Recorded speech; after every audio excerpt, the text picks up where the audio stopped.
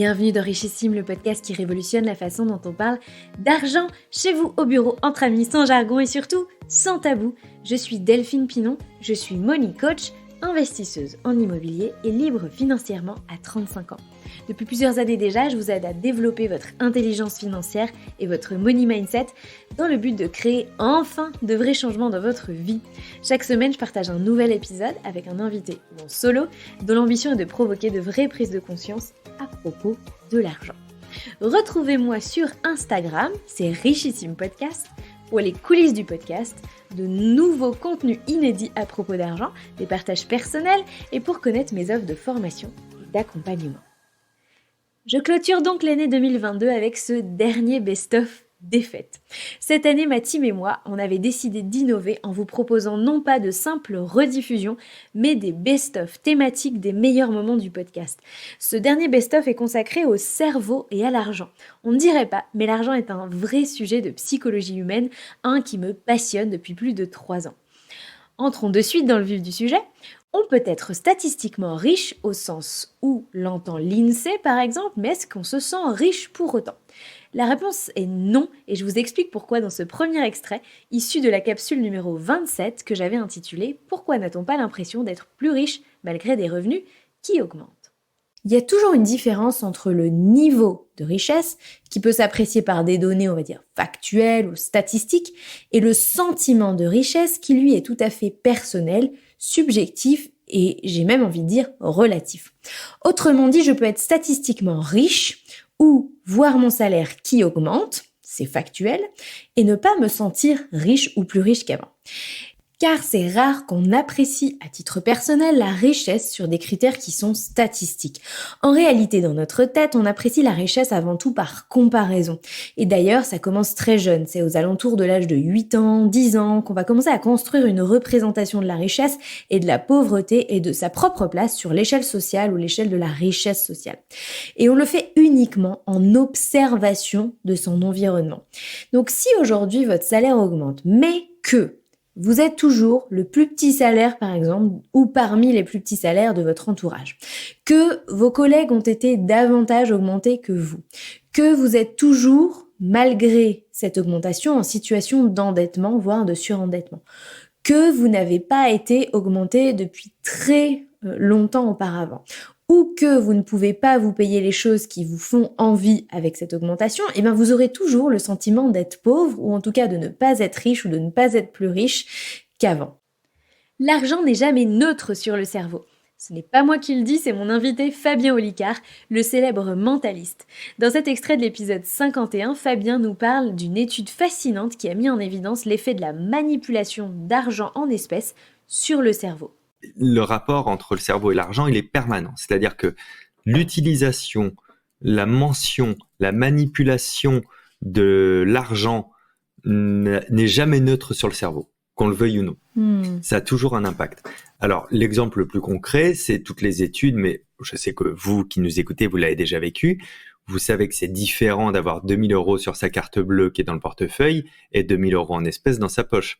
Au moment où vous allez devoir payer 10 € ou 50 €, quand vous allez sortir les 2 000 € d'espèces, avouez que vous avez le menton un peu plus haut et que vous vous sentez un petit peu plus costaud, un petit peu plus fort. Donc, on a un rapport déjà avec l'argent, avec le cash. Rapport qu'on n'obtient pas justement avec les paiements en ligne, les paiements virtuels, les paiements par carte. C'est pas le même rapport à l'argent qu'on a dans ce moment-là, ce qui explique la facilité dépensière qu'on ait en fait quand on ne paye pas en espèces. Donc, le paiement en espèces, il est quand même intéressant aussi parce que parfois, et même à l'extrême chez certains, il peut aller comment ça s'appelle, voilà, je l'ai, l'aversion au règlement. C'est-à-dire que comme tu vois ces billets en moins, t'as pas envie de les dépenser. Tu vois, donc c'est parfois plus facile de remettre en cause un achat si on paye en espèces, si on se prévoit une petite somme sur soi et qu'on se dit, même si on a sa carte bleue à côté au cas où, mais on se dit, c'est mon budget, c'est ce que j'ai en espèces là sur moi. On remet beaucoup plus en question ces achats avec ça. Donc, on voit bien que le cerveau a un rapport au cash, tu vois, qui est assez particulier. Mais ça fait lien à ce dont j'allais te parler, à savoir 2 études distinctes qui ont été faites et qui ont été reproduites d'ailleurs. En gros, ce sont des élèves, des étudiants qui sont invités à aller dans une salle pour compter soit dans le groupe A des papiers blancs, soit dans le groupe B de l'argent. Donc, ils savent pas ce qu'ils vont aller compter, mais ils vont compter ça pendant des heures. Ça va être très long. Donc, ce sont des petits bouts de papier ou des billets et juste, ils doivent les compter, etc. en silence ou en discutant. Mais ça prend beaucoup de temps. Ce qu'on s'est aperçu après, c'est que les personnes qui sortaient de la salle avaient un comportement différent dans leur gestion de l'altruisme. En gros, quand quelqu'un sortait de la salle parce qu'il avait terminé, il allait forcément croiser, car c'était préparé, une personne qui avait pas mal de dossiers sous le bras. Ils allaient se rentrer dedans à cause de la personne qui avait les dossiers sous le bras, qui était comédien ou comédienne. Tous les papiers allaient tomber par terre et on voulait voir l'attitude de l'étudiant qui venait de compter ou les papiers blancs ou les billets. Dans la quasi-majorité des cas, tous ceux qui ont compté des papiers blancs dans leur journée ont proposé ou donné spontanément un coup de main à ramasser les papiers qui étaient par terre. Dans la grande majorité des cas, c'est pas l'intégralité, mais on est sur un chiffre vraiment qui n'est pas de l'ordre de l'anecdotique. La plupart des personnes qui ont compté des billets toute la journée regardaient, disaient à peine pardon et traçaient, ne proposaient pas leur aide et n'aidaient pas. C'est-à-dire que l'argent qu'ils ont compté toute la journée, il n'était pas eux, il n'était pas sur eux, ils n'avaient pas été payés pour le faire.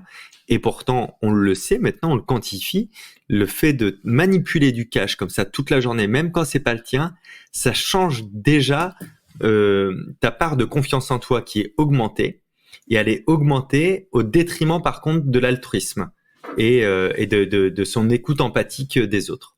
On sait que voilà, ce sont les deux curseurs qui bougent. Le sentiment de richesse peut parfois amener à des comportements irrationnels, comme notamment le phénomène du wealth effect, cette propension à moins épargner à mesure qu'on gagne plus, que j'ai décrit dans la capsule numéro 27. Le wealth effect décrit en économie cette propension que l'on a à dépenser de manière proportionnellement plus importante au fur et à mesure que le patrimoine augmente. Autrement dit, plus je m'enrichis, et notamment par le patrimoine, et moins je vais épargner. Et donc, je vais encore plus dépenser. Si je n'épargne pas cet argent, je vais le dépenser. C'est d'autant plus vrai que son patrimoine est composé d'actifs financiers, c'est-à-dire d'actifs liquides et donc visibles sur un compte quelque part. Mais pour moi, j'y vois aussi une autre dimension, un autre phénomène. C'est plus on se sent riche, et notamment par le travail, par ses revenus du travail, moins on ressent le besoin d'épargner et donc d'assurer ses arrières. C'est d'autant plus vrai quand le salaire s'accompagne d'un certain nombre de sacrifices que l'on fait à titre personnel ou à titre familial. La consommation qu'on va induire du coup de cette situation devient en fait un moyen de compenser tout le temps et l'énergie que l'on consacre au travail et donc tous les sacrifices qui découlent de cette réalité. La compensation, c'est donc pour soi, là, le fait de consommer. L'épargne, elle, du coup, elle passe au second plan parce que la sécurité passe dans ce cas-là davantage par le fait d'avoir ses hauts revenus et aussi par son employabilité que par le fait d'avoir de l'argent de côté. Et en réalité, il n'y a rien de mal à ça. Le wealth effect, c'est un phénomène, on va dire, constaté, décrit en économie. Il n'y a pas de jugement, il n'y a pas de jugement moral là-dessus. C'est juste que ça met en lumière un phénomène. Et honnêtement, depuis que je fais ça, depuis que j'ai le podcast, depuis que j'accompagne les gens, vous êtes des centaines, si c'est pas des milliers à un jour, m'avoir écrit pour me dire oui, effectivement, plus j'ai gagné d'argent dans ma vie et plus je l'ai dépensé. Et en réalité, j'en ai pas mis plus de côté parce que j'en gagnais plus. Notre cerveau est comme une gigantesque banque de données qui stocke toutes nos expériences et leur interprétation à propos de l'argent. C'est notre codage interne ou notre système de croyances interne qui est parfaitement essentiel à notre survie. Parmi ces codages internes, on retrouve évidemment de nombreux codages à propos de l'argent, de la richesse, de la pauvreté, entre autres. Et dans mes épisodes en solo, je parle souvent de ces fameuses croyances personnelles que j'ai mises en évidence et qui m'ont été défavorables dans ma propre évolution personnelle. C'est le cas de mes croyances sur la richesse dont je parle dans la capsule numéro 15 intitulée « Pourquoi a-t-on si peur de devenir riche ?» et dont voici un extrait. Il y a encore moins d'un an, je me croyais parfaitement à l'aise avec la richesse. Je croyais que c'était complètement OK. Alors, j'avais pas encore Richissime, on était encore sur Budget Chéri, mais je pensais que ma trajectoire personnelle étant aussi claire et mon objectif de liberté financière étant aussi clair, c'était obligé et c'était forcé. Forcément, je n'avais aucun problème avec la richesse. Jusqu'à ce que je me rende compte que, en fait, je n'étais pas si à l'aise que ça avec la richesse. En fait, j'étais à l'aise avec la richesse, mais jusqu'à un certain point.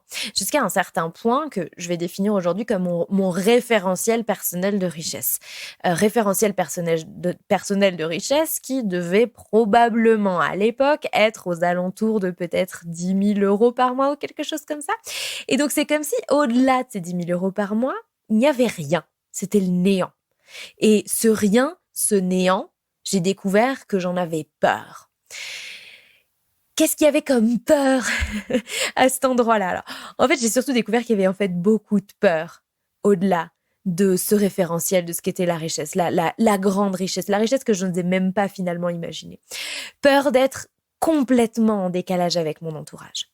Peur que ça me rende moins proche des gens. Alors, de mon entourage, mais des gens en général, de vous, de mes auditeurs, de ma communauté notamment. Mais aussi peur d'être critiqué, peur de recevoir plus de critiques, peur de susciter de la jalousie, peur de devenir une proie, je sais pas, peut-être une proie pour les gens qui en veulent aux gens qui ont de l'argent. Peur que les gens se disent, en fait, elle est visible sur les réseaux sociaux, peut-être de devenir une proie pour des cambrioleurs, ce genre de choses, en pensant que peut-être j'avais beaucoup de choses coûteuses chez moi. En somme, j'ai découvert que j'avais peur, indirectement ou directement, consciemment ou inconsciemment, d'être rejetée. Ça y est, c'est dit. Mais j'avais aussi peur, c'est pas la seule peur que j'avais à l'époque. Alors, c'est une peur qui était importante, mais c'est pas la seule peur que j'avais à l'époque. J'avais aussi peur de devenir une personne superficielle, inintéressante, hautaine, et c'était aussi des motifs pour moi, peut-être, d'être rejetée en plus de tout ce que je viens de vous dire. Et parce qu'après tout, en fait, je me suis rendu compte que moi, ma vision de la richesse, et je pense que c'est une vision qui est largement partagée, encore une fois, c'est une généralité, mais en tout cas, moi, c'est ce que je comprenais de la richesse, c'est qu'il fait pas bon être trop riche dans ce pays, ou il fait pas bon être trop visible quand on est trop riche.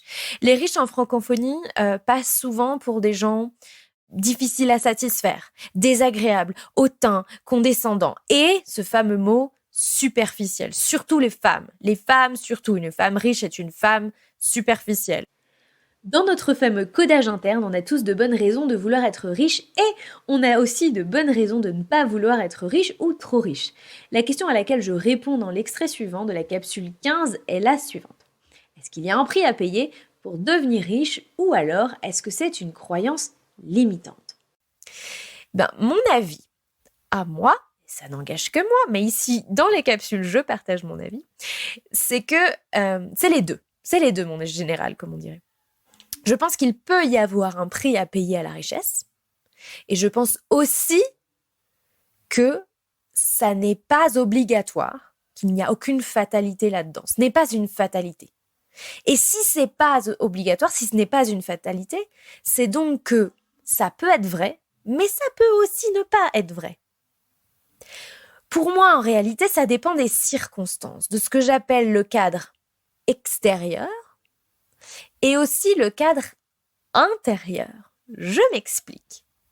Il est parfaitement possible que dans le cadre d'un système, comme celui de la fonction publique, ou dans le cadre d'une entreprise, ou dans le cadre d'un secteur particulier, les schémas d'ascension professionnelle soient très fortement conditionnés au fait qu'il faille faire de lourds sacrifices pour gagner plus.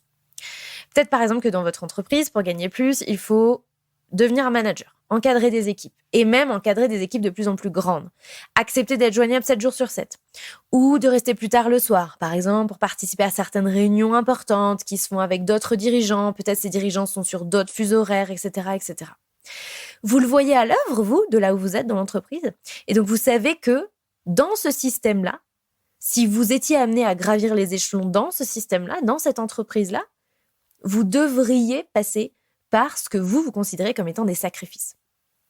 De même que, il est parfaitement possible que dans le cadre de votre cercle familial, de votre cercle amical, la richesse, suscite des critiques ou du rejet.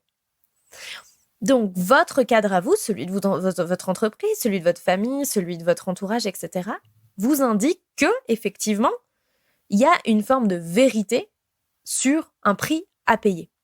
Si en plus, vos amis vivent aussi la même chose dans leurs entreprises ou dans leur entourage, votre cadre extérieur de référence vous indique que le prix à payer pour devenir riche est élevé. Et vous pensez naturellement que c'est le cas pour tout le monde dans toutes circonstances. C'est le cas pour vous, c'est le cas pour vos amis, c'est le cas pour d'autres gens dans votre famille. Donc, ça doit être que c'est le cas pour tout le monde. C'est comme ça, et c'est par ce mécanisme et ce phénomène que votre réalité, dans le cadre dans lequel elle s'exprime, le cadre extérieur, devient une croyance interne et devient un cadre intérieur. Quelque chose que vous tenez pour vrai sans que ça ait besoin d'être prouvé par qui que ce soit. Là où ça devient problématique, c'est quand cette croyance limite notre horizon des possibles et donc notre capacité à déjà voir des opportunités et notre capacité à agir en conséquence. Les limites extérieures sont devenues des limites intérieures. Pire encore, on peut être amené à fabriquer d'autres croyances du type si je vois que des personnes sont hors de mon cadre et de ma croyance, c'est-à-dire si je vois que d'autres personnes ont réussi financièrement sans avoir l'air d'avoir payé le prix fort, c'est peut-être que ils ont, je ne sais pas, par exemple, magouillé, ou c'est peut-être qu'ils ont écrasé d'autres personnes ou manipulé d'autres personnes.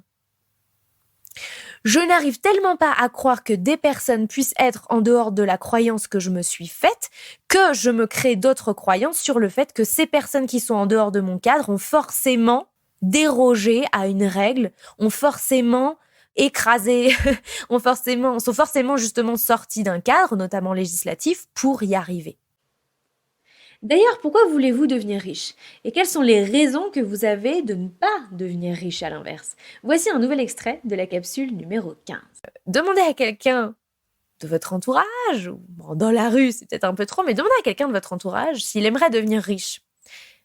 À 9 chances sur 10, 99% des gens vont vous dire oui, probablement. Oui, est-ce que vous aimeriez devenir plus riche? Oui.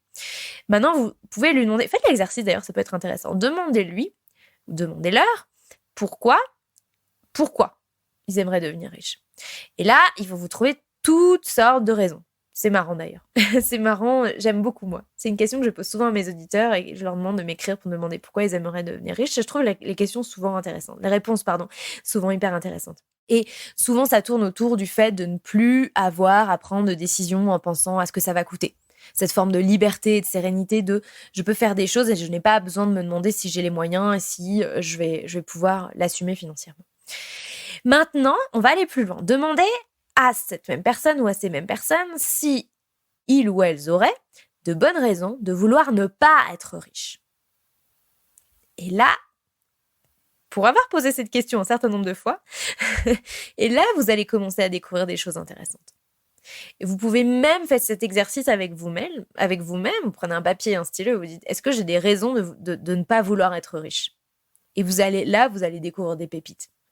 Cette personne, il ou elle, ou ces personnes vous diront probablement que toutes les choses que je viens de vous dire, c'est-à-dire oui, effectivement, j'ai de bonnes raisons de ne pas vouloir être riche parce que ça voudrait dire beaucoup plus travailler, ça voudrait dire peut-être écraser les autres, être rejeté, ne pas être plus heureux, etc., etc. Et on va en revenir au fameux prix à payer que je vous décrivais jusqu'à présent. Et maintenant, vous savez pourquoi cette personne n'est probablement pas riche. En vrai, si cette personne vous répond tout ce que je vous ai dit là, c'est quasiment sûr que cette personne n'est pas riche. Si cette personne, c'est vous, vous savez pourquoi vous n'êtes pas riche. Si vous pensez ne serait-ce que le quart de ce que je viens de vous dire, et que tout ça est vrai et qu'il y a un prix à payer, qui peut être le temps, le couple, la famille, le rejet, etc., etc., du fait de devenir riche, vous savez pourquoi vous n'êtes pas riche aujourd'hui. Il n'y a pas 50 000 explications, vous en avez une énorme en face de vous. Si vous n'êtes pas encore riche, c'est justement parce qu'au fond de vous, vous pensez que le prix à payer est 3 petits points et la liste est longue. En tout cas que le prix à payer est trop fort et trop élevé. Le cerveau n'est pas rationnel. Au contraire, notre cerveau est parfaitement irrationnel quand il s'agit de nos achats, qui sont souvent dictés par d'autres motifs que la satisfaction pure de nos besoins. C'est ce que décrit Fabien Olicard dans ce nouvel extrait de l'épisode 51. C'est Apple connaît bien le principe. Hein. Ils ont créé une tribu incroyable et ils ont même créé 2 tribus. Ils ont créé les gens qui étaient pro-Apple et les anti-Apple, qui est une autre tribu en fait en soi, ce qui crée un méchant légendaire pour la première tribu, tu vois. Donc ça c'est magnifique parce que pour moi c'est Apple qui a créé Samsung en fait, parce que Samsung se sont mis comme des anti-Apple, tous les anti-Apple allaient chez Samsung, donc ils ont recréé une deuxième tribu sans le vouloir. Donc en fait on vend d'abord l'appartenance à une tribu, on vend des valeurs non pas qu'on a, mais qu'on aimerait que les autres se disent qu'on a. Ça, c'est important aussi, hein. Tu vois, c'est cette fameuse montre, si t'as à 50 ans, t'as pas une Rolex, t'as raté ta vie. C'est bien le message que t'envoies aux autres, hein, parce que j'ai croisé des millionnaires dans ma vie qui avaient pas de Rolex et ça se passait très bien pour eux, hein, pourtant, tu vois. Est-ce que ça veut dire que le cerveau ne s'intéresse pas tant à la rationalité d'un achat que, de fait, le cerveau a un biais d'irrationalité, d'émotionnel, en fait? Complètement, parce que en fait, cet achat, il peut soit être source d'occupation. Le fait d'acheter est une source d'occupation, peut être un loisir en soi. On fait bien du shopping. Ensuite, au moment de l'achat, on peut le faire pour se rassurer de qui l'on est, de ce que l'on peut faire. On peut aussi combler des manques, hein, un manque affectif, un manque de considération au travail, un manque de plein de choses. Et après, on peut essayer aussi de se convaincre de qui l'on est ou de l'image qu'on renvoie par le biais de cet achat. On peut aussi l'acheter tout simplement parce qu'on est en dissonance cognitive, parce qu'on n'a pas quelque chose que tout le monde a et on sent un espèce de rejet du groupe parce qu'on n'est pas assez concerné. Aujourd'hui, quand quelqu'un te parle de série Netflix, si t'as pas Netflix, ça le fait pas, quoi, tu vois. On va dire, ah, t'as pas vu ça, mais t'as pas Netflix. C'est donc l'effet cours de récré. Absolument. Le petit gamin qui se sent exclu parce que hier tout le monde a regardé, je sais pas, Koh-Lanta à la télé ou le match de foot, et puis lui, en fait, il aime pas trop le foot, donc il est exclu de toutes les conversations, il est exclu de. On a une partie dans le cortex préfrontal qui se met en difficulté. En souffrance limite physique d'ailleurs parfois, si elle se sent rejetée du groupe. C'est ce qui fait que sur des études comportementales, on a vu des gens suivre des opinions qui n'étaient pas dans leurs valeurs au départ, et après les défendre ces mêmes opinions, mais parce qu'ils ont juste, c'était trop dur et trop lent d'être contre le groupe et contre l'humeur du groupe, tu vois. Tiens, moi je le vis en ce moment, je bois beaucoup de bière sans alcool. Tu vois, le nombre de personnes en tournée qui se foutent de ma gueule ou à qui je dois me justifier de pas mettre d'alcool dans ma bière, c'est un délire, tu vois. Alors que je bois des bières alcoolisées aussi, hein, c'est pas un problème. Du coup, maintenant, tu fais croire que tes bières sont alcoolisées. Ah, c'est presque ça. Mais tu vois, en vrai, il y a des fois, mine de rien, je tourne ma bière d'une telle manière à ce qu'on voit pas qu'il y ait marqué 0 degré dessus. Pas, dans le fond, je veux dire, pour qu'on me casse pas la tête. Et sûrement que si on gratte bien dans le fond du fond, c'est pour pas qu'on me juge. Tu vois, j'en suis là, quoi, tu vois. Donc pour les achats, ça joue aussi, quoi, tu vois, le fait de se sentir un petit peu à l'écart. Mais bon, les achats sont par essence quand même irrationnels. Nos choix finaux, la destination finale de notre achat, elle pourra pas passer par quelque chose de si binaire que les critères de besoin, les spécificités du produit, le budget dont je dispose et l'utilisation que je veux en faire, tu vois. On va toujours ajouter de l'esthétisme et des valeurs derrière. Nous consommons de manière émotionnelle plus que rationnelle. C'est un fait auquel j'ai consacré la capsule numéro 21 intitulée « Achète-t-on de façon rationnelle ?» dont voici un extrait. Peu de nos choix de consommation sont 100% rationnels à mon sens. Il y a quelques exemples. En vrai, j'ai toujours l'impression qu'il y a une composante émotionnelle, même si des fois elle est infime. Nos choix sont avant tout émotionnels. Et c'est pas un gros mot. C'est pas un gros mot de le dire, c'est comme ça, c'est tout. C'est un fait, c'est un état de fait. On peut pas aller contre, on peut pas dire qu'on n'est pas d'accord, c'est un fait. Et d'ailleurs, les professionnels de la vente et du marketing l'ont compris, et d'ailleurs, ils l'ont compris depuis bien longtemps. Et la plupart des techniques de marketing ont pour but d'utiliser nos émotions et nos biais cognitifs dans le but de justement nous pousser à faire un achat. Par exemple, on achète pour combler l'ennui. On achète pour cette dose d'adrénaline que nous offre le fait d'avoir quelque chose de nouveau dans notre vie. On achète par peur de manquer, de passer à côté d'une bonne affaire, et on achète aussi pour être fier de pouvoir dire qu'on a fait une bonne affaire. On achète pour se sentir bien, on achète aussi pour se créer des souvenirs, on achète parfois pour se conformer ou acheter un certain statut social, on achète aussi éventuellement pour combler un vide ou une absence. C'est quelques exemples parmi tellement d'autres et tout le panel émotionnel qu'on a en tant qu'humain. La dimension émotionnelle de nos achats n'est pas un problème en soi. Le problème, c'est le fait que nous soyons mauvais dans la gestion de nos émotions, ou encore que l'on gère les mauvaises émotions en tentant de les remplacer par des émotions agréables de consommation, et notamment parfois de consommation excessive. Rappelons-nous, si vous l'aviez oublié, que nous vivons tous, êtres humains, pour maximiser notre bonheur et minimiser la souffrance qu'on rencontre dans notre vie. Dans cette optique, c'est assez normal que dès qu'on est confronté à quelque chose de désagréable, on ait envie de chercher naturellement une sorte d'échappatoire, un pansement, quelque chose qui va remplacer cette émotion négative par quelque chose d'agréable. Donc si vous venez par exemple de passer une semaine particulièrement éreintante ou pénible au travail, soit parce que c'était fatigant, soit parce que vous vous ennuyez, vous avez des difficultés relationnelles avec vos collègues, avec votre patron, que vous n'aimez pas ce que vous faites. Vous aurez probablement envie de maximiser votre satisfaction pendant le week-end en vous distrayant, en sortant faire la fête, en allant passer des heures dans un centre commercial, en invitant des amis à dîner, en allant au ciné, au resto ou en vous achetant des jolies choses. Toute chose qui, évidemment, n'a pas uniquement pour but de masquer ou de faire oublier cette semaine de merde, mais qui a, sans qu'on s'en rende nécessairement compte, cette fonction-là aussi. Rien de mieux pour faire disparaître une émotion désagréable que de la remplacer par une émotion agréable. Et acheter des choses ou des expériences provoque ce shoot d'adrénaline qui fait parfaitement l'affaire pour combler un vide de sens ou une absence solide, une absence de base solide de gestion émotionnelle.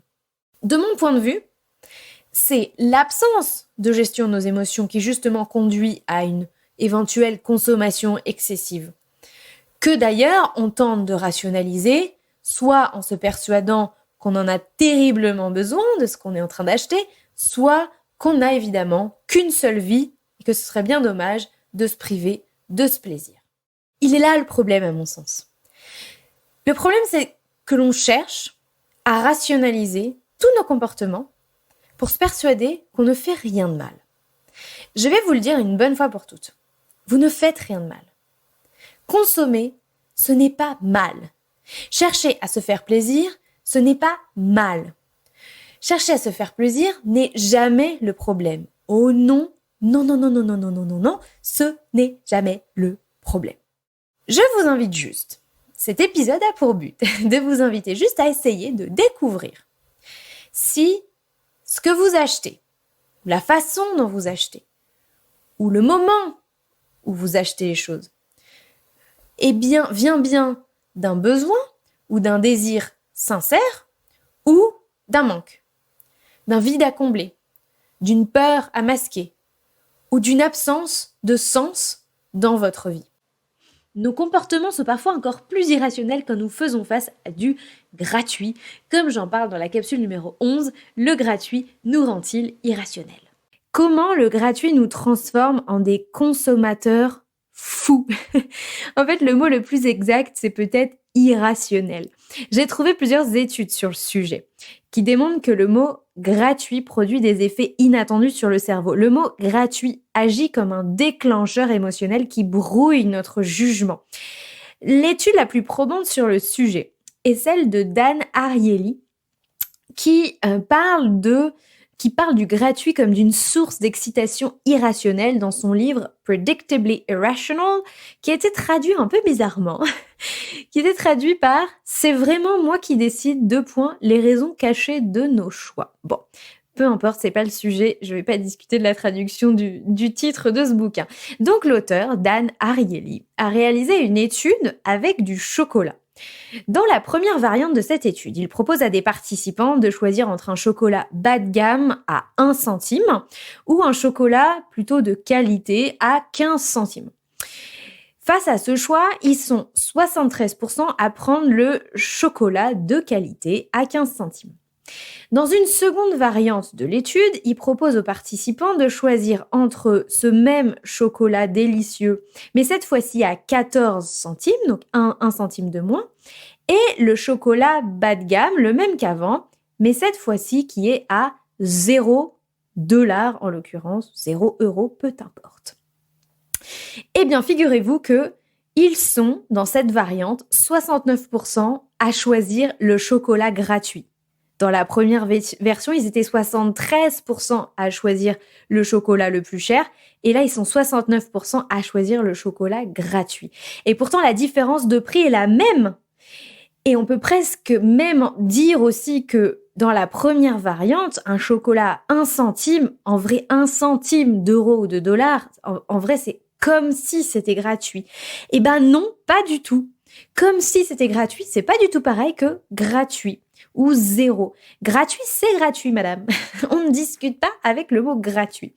En réalité, ce que l'auteur a mis en avant comme mécanisme, c'est que payer pour quoi que ce soit vient avec un risque. Le risque de la déception. Le risque d'être déçu de ce pourquoi on a payé, que ce soit un objet ou un service. Le gratuit a un avantage certain et énorme du point de vue de la nature humaine, c'est qu'il n'y a pas de risque. On ne prend pas de risque avec le gratuit parce qu'il n'y a pas d'enjeu, on n'a pas payé. Donc, il n'y a pas de risque. Si je suis déçue, c'est pas grave, j'ai pas payé. Si je suis content, c'est tant mieux. Il y a pas d'entre-deux. En définitive, le cerveau accorde plus de valeur au fait qu'il n'y ait pas de risque qu'à la valeur intrinsèque du produit ou du service qui est gratuit. C'est l'enseignement de son étude. Et moi, j'ai trouvé ça assez incroyable, je vous avoue, parce que je m'étais jamais dit qu'il y avait ce lien entre la gratuité et le niveau de risque perçu par le consommateur. Dans la capsule que j'avais faite sur le gratuit, je listais 6 choses irrationnelles que nous fait faire le gratuit. Par exemple, on s'encombre de choses parfaitement inutiles, ou on consomme des produits que l'on ne veut même pas, ou encore, on se désengage. Qui ne s'est pas une fois inscrit à un webinaire gratuit et ne l'a jamais visionné? Non mais tout est horrible là-dedans. On s'inscrit à un webinaire gratuit, mais juste après l'inscription, on fait même pas l'effort de mettre la date sur son agenda. Mais combien de gens font ça? Vous vous rendez compte le niveau de désengagement? Je viens de donner mon email pour m'inscrire, je fais même pas l'effort de mettre la date dans mon agenda. Premier niveau de désengagement. Évidemment, je me pointe pas, mais même pour les gens qui l'ont mis dans leur agenda, c'est secondaire. Donc je me pointe pas le jour du live, mais je regarde pas non plus le replay. Et je dis ça d'autant plus facilement que ça m'est déjà arrivé plein de fois. C'est pareil avec les e-books gratuits ou globalement tout contenu obtenu en ligne gratuitement. Si c'est gratuit, ça ne mérite pas un engagement fort de ma part. Si je paye, et plus je paye, plus je suis disposée à m'engager. Moins je paye, moins je suis disposée à m'engager. Ce qui est complètement dommage parce que moi, avant de vendre ma méthode budgétaire, je l'ai mis gratuitement à disposition pendant les 2 premiers mois de lancement du podcast. Ma méthode était gratuite. Et ce qui m'a un peu dégoûtée, c'est que beaucoup de gens la téléchargeaient et ne l'utilisaient pas, n'ouvraient même pas le fichier. Je le voyais dans mes stats. Le fichier n'était même pas ouvert. Donc je télécharge un truc, je l'ouvre même pas. Et évidemment, le jour où j'ai commencé à vendre ma méthode, j'ai vu le niveau d'engagement qui a augmenté. parce que de fait, j'ai payé pour ça, donc je vais quand même aller m'intéresser au truc. Le contenu n'a pas changé, c'est le même. Et d'ailleurs, tous les gens qui, à l'époque, l'ont téléchargé gratuitement, et s'ils ont envie de se replonger là-dedans, c'est vraiment qu'une question d'engagement. Parce que la valeur de ce que j'ai produit est exactement la même. Mais le fait de payer ou de ne pas payer crée un niveau d'engagement très disparate. Il existe plein de techniques de manipulation avec des chiffres dans notre quotidien, que Fabien Olicard décrit très bien dans cet extrait et qu'il est intéressant de connaître pour pouvoir les déjouer. On a beaucoup de mal à expliquer aux gens que les prestations à la fraude sociale, qui représentent 300 millions d'euros par an en France, donc c'est les montants de la fraude sociale estimés, c'est rien vis-à-vis des 21 milliards d'évasion fiscale qu'on achète, de fraude en fait à la fiscalité des entreprises qu'on achète chaque année. Parce que le cerveau, il retient 300 d'un côté et 21 de l'autre. Tu vois. Et d'ailleurs, tu dis quelque chose, c'est hyper important ce que tu dis parce que souvent à la télé, on nous donne des nombres en absolu pour lesquels on n'a absolument aucune référence. Il suffit juste que le mot million ait été dit derrière, voire encore pire, milliard. Ça va nous coûter X milliards. Cette nouvelle réforme, il est gentil, Macron, mais elle va nous coûter. Et on ne sait pas ce que ça veut dire. On ne connaît pas les proportions d'autres choses, d'autres réformes qui ont été faites, etc. Mais en fait, ça imprime quelque chose d'impressionnant. Ouais, et en fait, en fonction du but qui est de celui qui donne le chiffre, effectivement, faut être capable de dire, ah là, il est en train de me sortir un truc, mais moi, j'ai pas de référentiel. Donc, en fait, il se fout un peu de moi, quoi. Ouais, c'est ça. Il faut demander un référentiel. Faut s'en créer aussi. Moi, je sais ce que je fais pour millions et milliards. Par exemple, moi, je sais pas estimer 1 million versus 1 milliard. Je sais qu'il y en a un qui est beaucoup plus gros que l'autre. Je suis pas bête.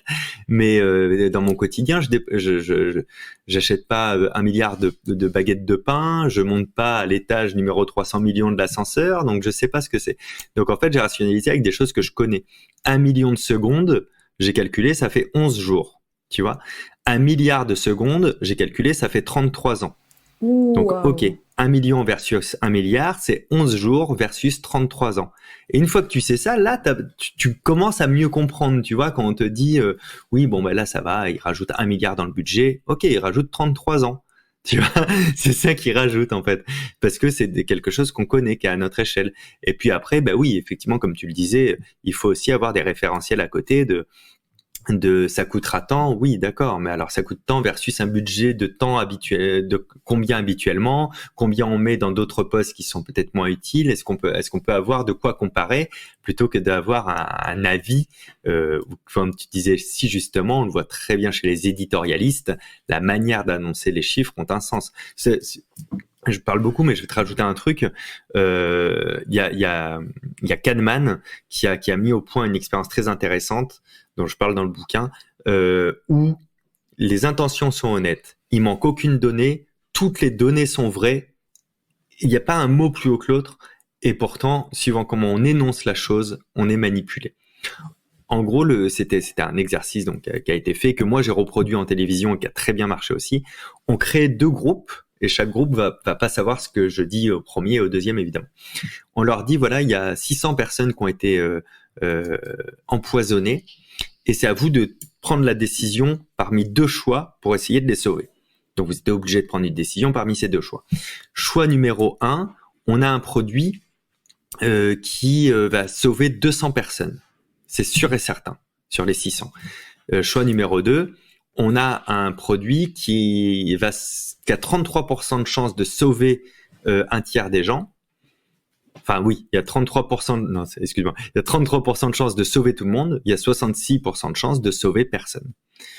Donc là, dans cette config-là, quand on le fait au premier groupe, la plupart des gens choisissent l'option 1. Je veux être sûr de sauver 200 personnes plutôt que d'avoir 66% de chances de sauver personne. Et à l'autre groupe, on leur dit, c'est les mêmes chiffres, hein. Je sais, j'ai vu la vidéo. Voilà. Je veux pas spoiler. Okay. L'option numéro 1, elle va tuer 400 personnes. Voilà. Et l'option numéro 2, elle a 33% de chance de tuer personne, de tuer tout le monde, et 66% de chance de tuer personne. Et du coup, là, tout le monde prend l'option numéro 2, parce que personne ne veut être responsable des 400 morts. Mais en fait, c'est bien la même chose. Hein. Si on sauve 200, il y a 400 qui meurent. S'il y a 400 qui meurent, c'est qu'on sauve 200. Et d'ailleurs, ça va plus loin que là, c'est qu'en probabilité, le 33%, 66% de 600 personnes, ça refait 200 personnes à chaque fois. Donc, il n'y a même pas de bonne réponse. Et juste, tu vois, de voir quel est le premier des deux chiffres qu'on met en avant, quel est le verbe qu'on y associe. On n'a pas menti dans les données, on n'en a pas caché, on n'a pas menti dans les intentions, rien. Et pourtant, on a des sentiments de choix différents, tu vois. Donc, faut être très vigilant face à l'impact des chiffres, des nombres, et de voir dans quel contexte ils sont prononcés et par qui. C'est toujours bien d'essayer de se dire, alors attends, pourquoi il me dit ça? Pourquoi il m'a pas plutôt parlé de ça? Tu vois, c'est intéressant. Pour se créer un codage interne plus favorable à nos ambitions de vie, rien de tel que de soigner son entourage et les contenus auxquels on s'expose. Donc c'est pour cette raison qu'il est particulièrement important de choisir comment on s'entoure, de garder toujours un esprit ouvert, critique, certes, mais ouvert. Et quand je parle de la façon dont on s'entoure, je parle des personnes qu'on côtoie, évidemment, les personnes qu'on côtoie le plus, donc ses collègues en premier lieu, donc les personnes qu'on côtoie au travail, mais évidemment ses amis et sa famille, mais aussi, je parle des contenus qu'on regarde, les contenus qu'on regarde le plus, les contenus qu'on lit le plus ou qu'on écoute le plus, ce à quoi on s'expose, à la radio, à la télé, les podcasts, les livres, ce qu'on lit aussi sur les réseaux sociaux. Tout ceci va façonner votre horizon de pensée, votre horizon de croyance, votre horizon des possibles. Et donc vous découvrirez alors qu'il est possible de devenir riche sans être rejeté, sans payer le prix de l'amour, sans payer le prix du couple, sans payer le prix de la famille ou de son équilibre personnel. Il y a des gens pour qui c'est une réalité. Ça n'est pas la réalité de tout le monde. Mais c'est tellement important de se dire, c'est possible pour d'autres, et si je veux que ce soit possible pour moi, voilà ce qu'il me reste à faire. Plus on est clair avec ses émotions et heureux dans notre vie, et moins on a envie de consommer. Est-ce que vous avez déjà remarqué que quand on est heureux, je veux dire vraiment heureux, pas une sensation d'être pas mal dans sa vie ou que c'est plaisant, quand on est vraiment heureux, on a besoin de peu de choses dans sa vie. Et même les minimalistes d'ailleurs considèrent que on a besoin de peu de choses dans sa vie pour être heureux, voire même moins on a de choses dans sa vie, plus on est heureux. Il y a des gens qui ont cette philosophie. Je sais pas si moi je valide ça à titre personnel, mais peut-être que vous validez ça à titre personnel et que c'est une façon de voir les choses qui peut vous aider. À mon sens, le bonheur, l'amour, la joie nous remplissent, nous nourrissent en quelque sorte. C'est une forme de nourriture à un point tel que ça rend des tas de choses, des tas d'expériences, des tas de matériel, de choses qu'on achète parfaitement accessoires dans la vie.